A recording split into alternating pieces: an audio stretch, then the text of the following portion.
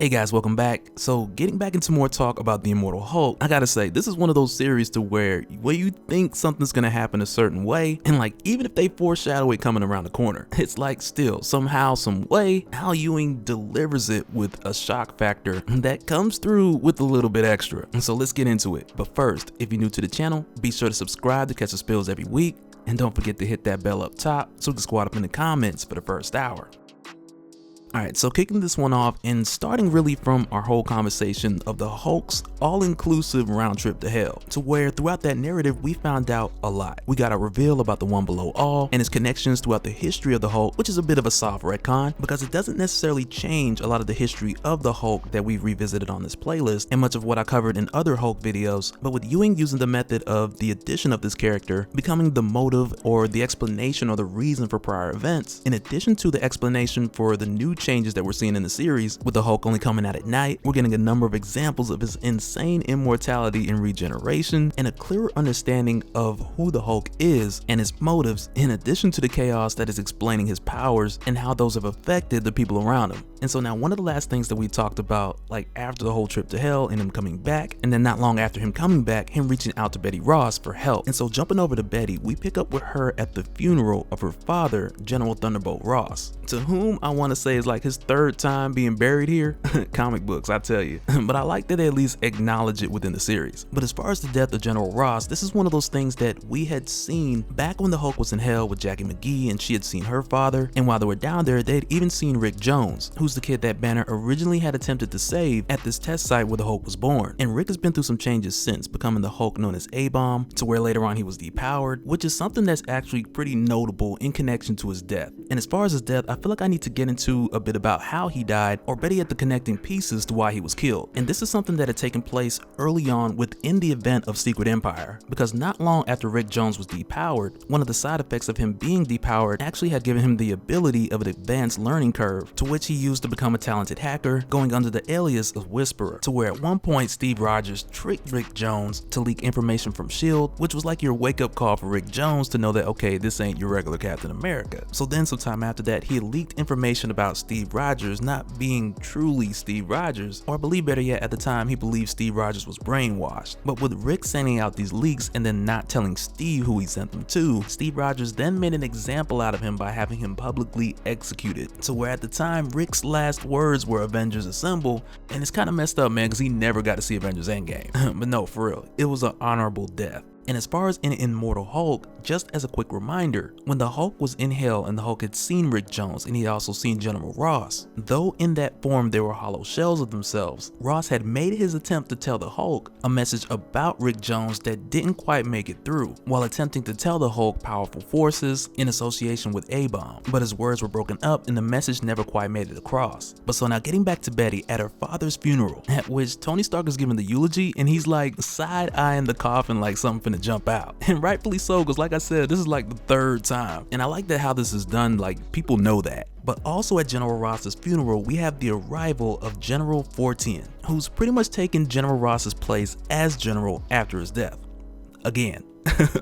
But I'm saying, like, this dude, he has shown before that he can hold his own against a Hulk, and General Ross, the Red Hulk, for example, because back at the time in like 2011, Hulk Volume 2, and around like issue 30 or something like that, we were given the introduction of Reginald 410, and the way that his narrative surfaced, like prior to this point, he had only been assigned to working with General Ross to track down Bruce Banner, and throughout that time, Reginald was General Ross's #1 guy. And so now if you guys remember, going back to like your 2011 Hulk Volume 2 issues, there was this big mystery of who is the Red Hulk, and when I tell you it was huge, like everybody was trying to figure out who is this Hulk, because one of the biggest misleads at the time was the life model decoy of General Ross, who was running around at the same time just Rossing it up. And so when the Red Hulk had killed this life model decoy of General Ross, Reginald was soon after promoted to General, and he swore his revenge on the Red Hulk, because prior to the Red Hulk stepping on the scene, General Ross was like a mentor to 410. But throughout the course course of those issues, we got to see some nice matchups where he didn't die. But fast forward to today, General 14 is now head of US Hulk operations, of which we've had glimpses of prior to this point, with this organization working closely with Shadowbase, who not too long ago cut the Hulk up and put him in different little jars. And from our last talk about that, of course it didn't work out too well, but the information that they did collect during that time, it had actually worked in their favor to serve as like a Rosetta Stone for them to use in reference for either manufacturing new Hulks or augmenting existing ones. And so as of right now, he's been pulling some big strings in the background throughout the course of the Immortal Hulk series. And so now towards the end of the funeral, Betty has a conversation with Tony Stark to where more or less he tries to assure her that the incident that had taken place in Iowa when the Hulk wrecked the Avengers, that he feels that it didn't necessarily have to go down that way, because at the end of the day, the Avengers are his friends. And speaking of the Avengers, let's talk about Cap for a second, because I'm pretty sure that guy's a war criminal. And the reason I say why is because at this moment, in your current running series of Captain America, Steve Rogers is dealing with some crazy repercussions which has spilled over from Secret Empire, and to go even further, at this moment as far as public record, it's believed that he's responsible for the murder of General Thunderbolt Ross, of which he was obviously framed for, but with how it was set up, everything points to him. And so for that reason, he didn't quite make it to the funeral. But from here, following Betty after the funeral and her turning down a ride from Tony Stark, and she does so she can leave low key and head out to her cabin and meet with Bruce Banner. And even with doing so, she's well aware that,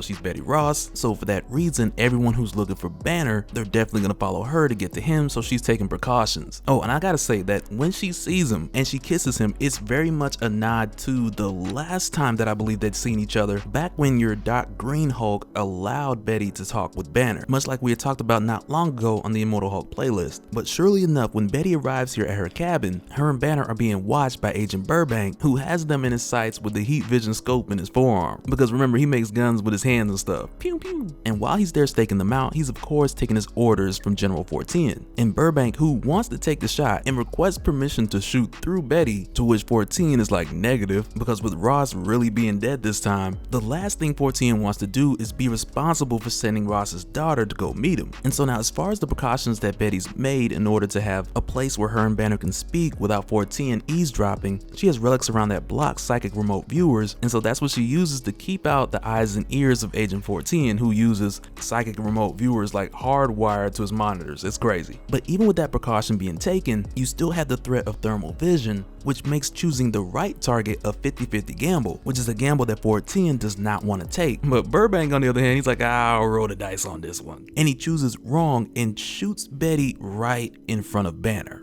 to where, as I'm sure you can guess, didn't sit well with Banner. And Burbank, who's a bit delusional at this point in time, and not even so much delusional, but just making bad choices this night, like I'm sure he's made many a nights in his past. But with it being nighttime, 14 had advised him to fall back because the night is when the Hulk comes out, and the Immortal Hulk at that, which is like page 1 of briefing. And Burbank, who's delusional once again, he's like, no, I'm good, I could take him. And I don't know about you, but for me, the first thing I'm thinking is like, dude, don't you remember when you went to hell with this guy? And while in hell, this dude punched the sky. Like, he pretty much beat up all of hell and then came back. So with that said, like, what in the world makes you think he gonna let this fly on Earth? And so with the Hulk tearing through the cabin and getting half of his head blown off, but yet and still coming after Burbank, at the last second, Burbank is saved by Doc Samson. And I use the term saved loosely, because when I say saved, I mean like thrown into a tree. But with all things considered, it is better than possibly being eaten by the Immortal Hulk. But with Doc Samson arriving here, the issue is the Hulk has a huge chunk of his head missing, and it isn't until that portion of his brain grows back that he mindlessly beats the mess out of Doc Samson, and it isn't until enough of his mind regenerates back to where he's like, okay, maybe I shouldn't beat the mess out of this guy. But for the Hulk, it isn't until he gains enough of his senses back to where he's able to talk to Doc Samson, and they realize going back to the cabin that Betty, who was shot minutes ago, had just gotten up and left.